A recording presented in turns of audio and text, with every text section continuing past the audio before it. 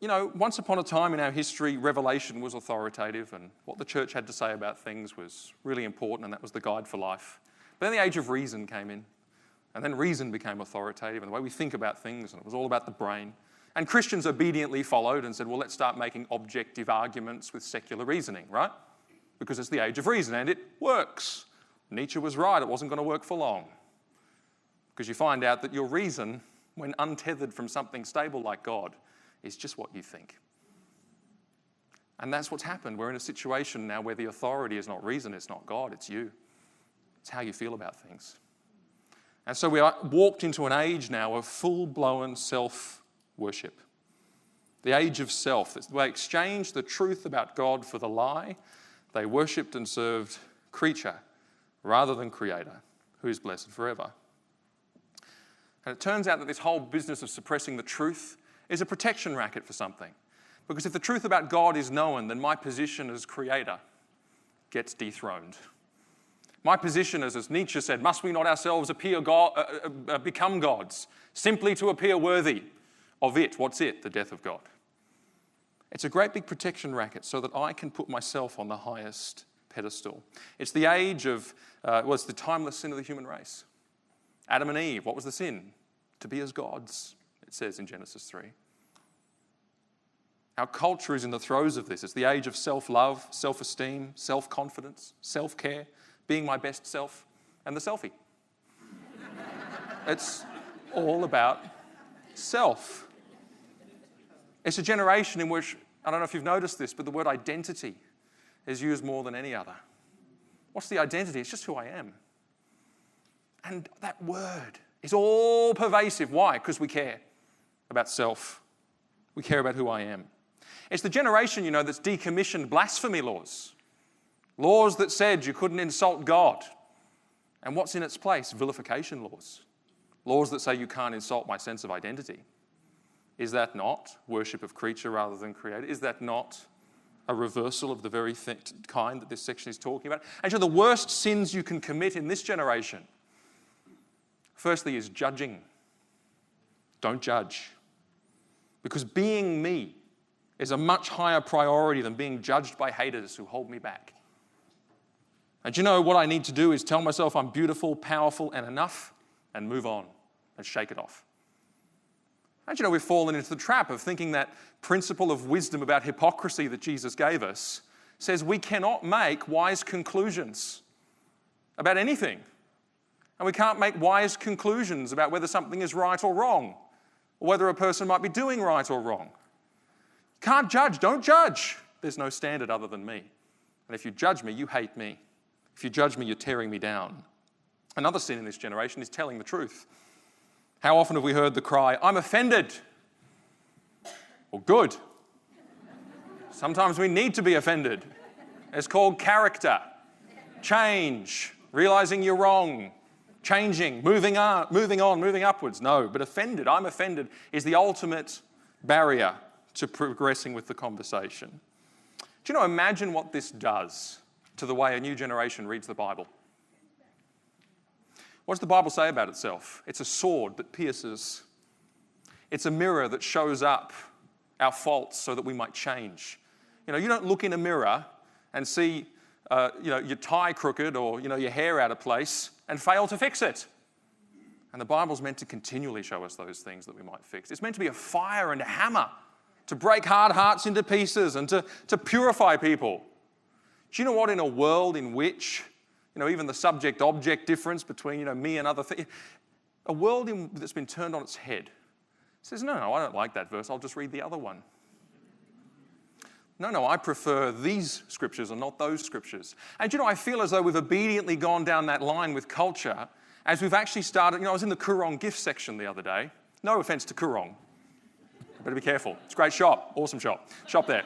I was in the Koorong gift section the other day, and it's interesting. You never have, vengeance is mine, I will repay on any of the gifts. You never have any verses that talk about anything that doesn't make you feel good.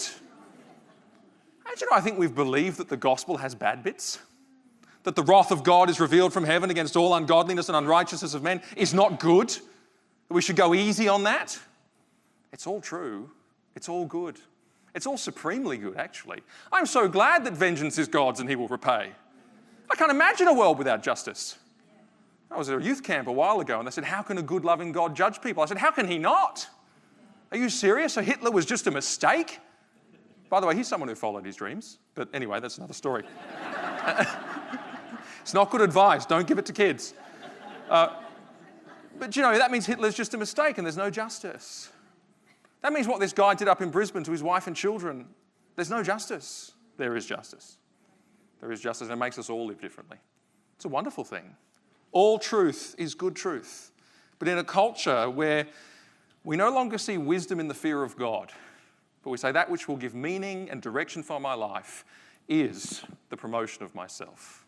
We've inverted the whole thing. And that is foolishness by a biblical definition.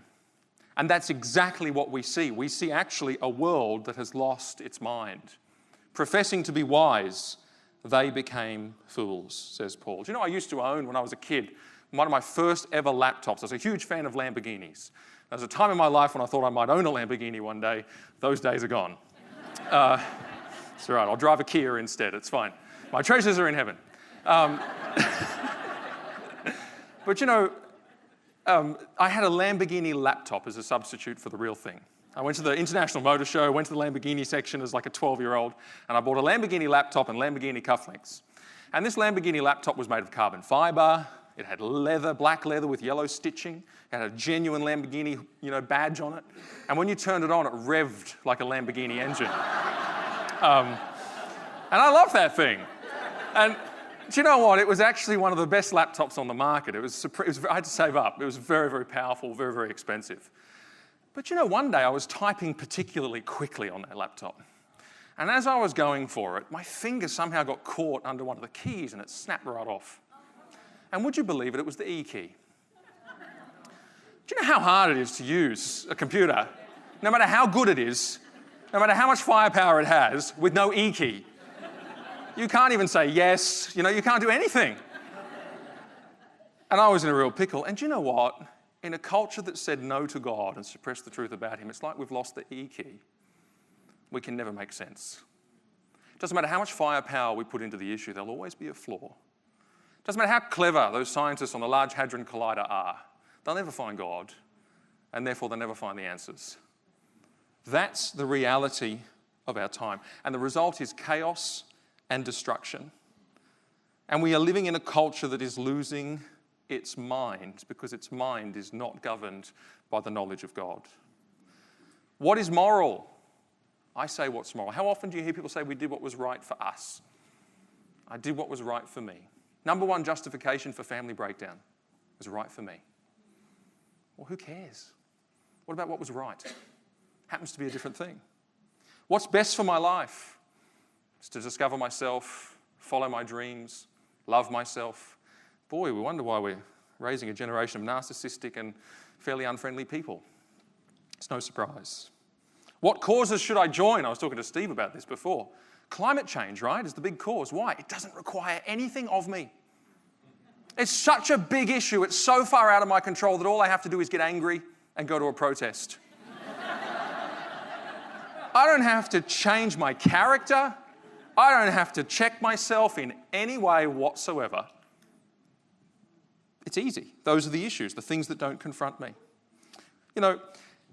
How should I conduct my sexuality?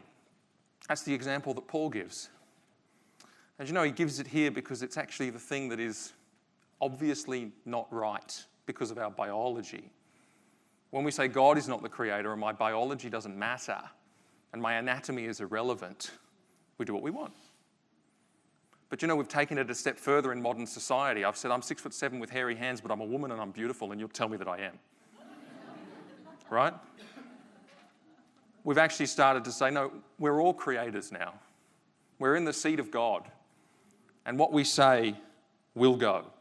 And in such a society, the volcano of human nature erupts, unchecked, unleashed.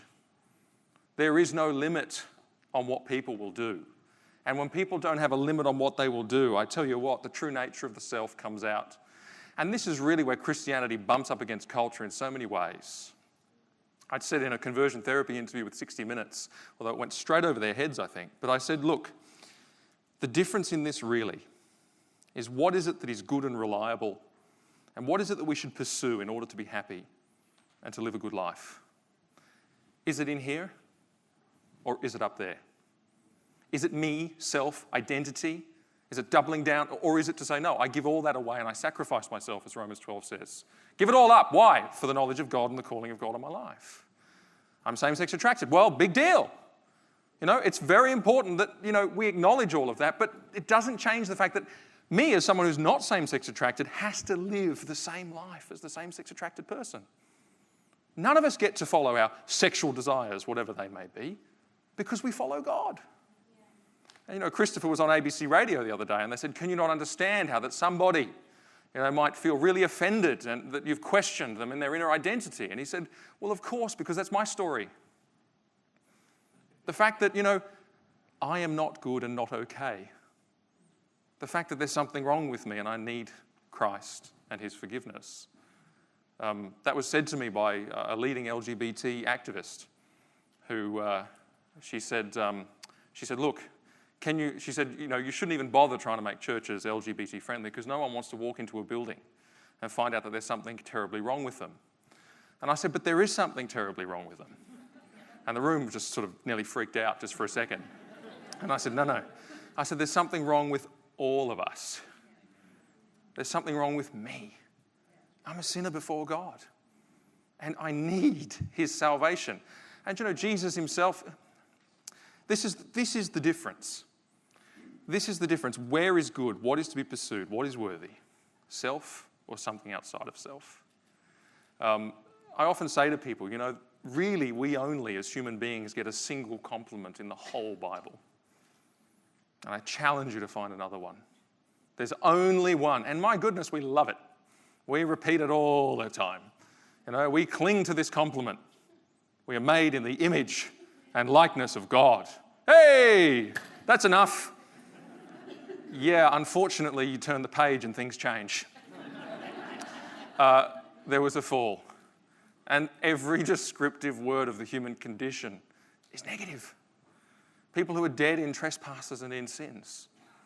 People who are walking according to the prince of the power of the air, it says.